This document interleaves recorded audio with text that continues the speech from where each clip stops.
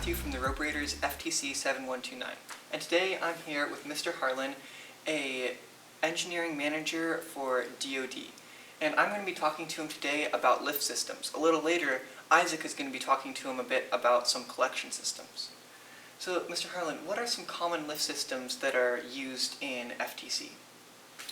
Well, the lift system that you can use is really left up to your imagination, but some of the common lift systems that I've seen in the past have been the scissor lift, a pulley and wire or string type of system, a rack and pinion. You could also do things with linear actuators, and then also springs if you get creative. And then I've also seen worm gear systems used in the past. Okay. So there are a lot of different systems used in FTC to do different kinds of lifting. What are some of the pros and cons of these different systems? Well, that's a great question. So really, that's what it's going to boil down to is depending on what you're trying to lift, how heavy the object is that you're trying to lift, how much control that you want to have over that lifting motion is going to necessitate you evaluating the pros and cons of each individual system. So, for instance, a rack and pinion system, in my opinion, would be a little bit more robust, perhaps a little bit more stable, but would probably add weight and complexity to your system. A scissor lift is relatively simple, but you'll lose stability in that lifting motion depending on how heavy the object is that you're trying to lift. The wire and pulley system, in my opinion, tends to get a little bit more complex. It does allow you to reach greater heights of lifting motion, depending on how you design that system.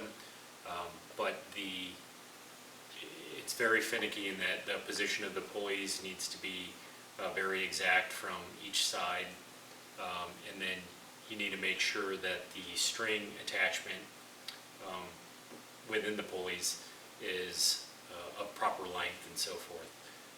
One of the alternatives that you can use instead of strings could be a band or a belt type of system with pulleys. So the different systems have different strengths or weaknesses. Like a scissor lift can get pretty high and is fairly simple, but you kind of lose some stability in it, especially if you're not going straight up.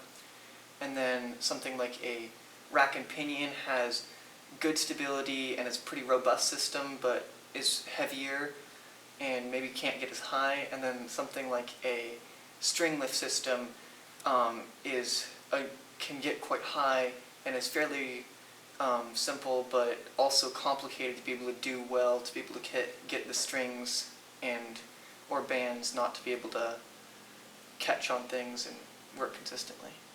That's correct. So talking about that string lift system, what are some things to keep in mind when making a string lift system so that you don't have your problems with strings? One of the things to keep in mind is the position of that pulley and string system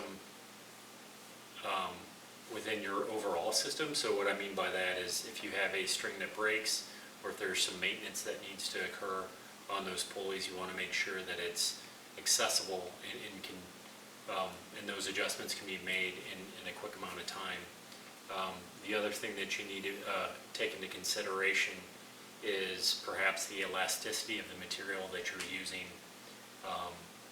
for that either the string or the wire or the bands and belts. Do you also normally need to keep in mind like where your string is being pulled at, right? That you don't want to offset where you're pulling to where you're wanting to go, right? That's correct. You want to make sure that your whatever drive that you've got that is winding that string, so to speak, is in line with your pulleys, and so that way you're not pulling it at an angle and perhaps binding that string or causing undesired forces on that pulley as you're winding and unwinding. Thank you very much. I think that's all the questions we have for the lift system, so I think Isaac has some questions for you about different collection systems. Hello, my name is Isaac Hubble, and I'm here with Mr. Harlan, and we're here to talk about collection subsystems. So what kind of collection subsystems are typically used in FTC? So the different collection subsystems that I've seen in FTC have included a top roller type of mechanism, dual side roller mechanisms, a claw, and then you also have some teams that use the scoop. And what are the different pros and cons of each of those subsystems? So the pros and cons are going to depend on what type of object and the number of objects you need to pick up with this collection system. So for instance, the top roller approach is very helpful when you've got objects that don't have very much height above the ground. So if it's flat against the ground and it's not going to flip around, top roller system would work well. And then the dual side roller system tends to work best if you've got objects that potentially could roll around, like spheres or objects that might just be bigger in height. The scoop, there's not a whole lot of benefit with using that approach other than it's very simple, but you don't have a whole lot of control with that, and you would need perhaps some type of backing in order to help position the object into the scoop. And then the claw is relatively simple. It gives you an option to potentially use that system as a delivery mechanism as well. And those tend to work best when you're dealing with a smaller number of objects that you have to maintain more control over. What kinds of materials are best to use for each of those subsystems?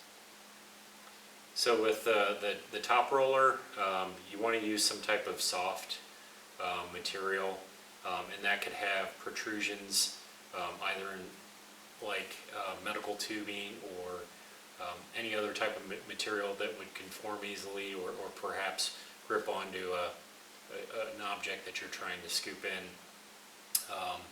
A brush mechanism similar to a vacuum cleaner might work as well. For the side rollers, brushes work well. Foam rollers tend to work well. For claws, you're going to want to have a rigid structure, but at your points of contact with the object, you want to make sure that material is going to be soft and non-slippery, so that way it grips and allows you to maintain control. And then a scoop, you're just going to want to make sure it's something that's rigid and not too flexible, that's going to bend. What kinds of things do you want to keep in mind when you're designing a collection subsystem? So when you're designing a collection subsystem or any other type of system as part of a robot, you really need to think of that system as a collection of other systems. So each needs to work well with the other, and integration is going to be the most difficult part of the design process there. So with this collection system, if it requires a separate delivery system, you need to make sure that handoff of the object to the delivery system is smooth and reliable. In any type of subsystem, you want to keep it as simple as possible, so that way if there are any adjustments that need to be made or maintenance that needs to occur, it's relatively simple and can be done quickly. Thank you, Mr. Harlan, for joining us for this video. Thank you for watching. Thank you for watching this video on lift and collection systems with Mr. Harlan. This is our 6th video in our Game On series, and next week's video will be on documentation. Stay tuned. Bye.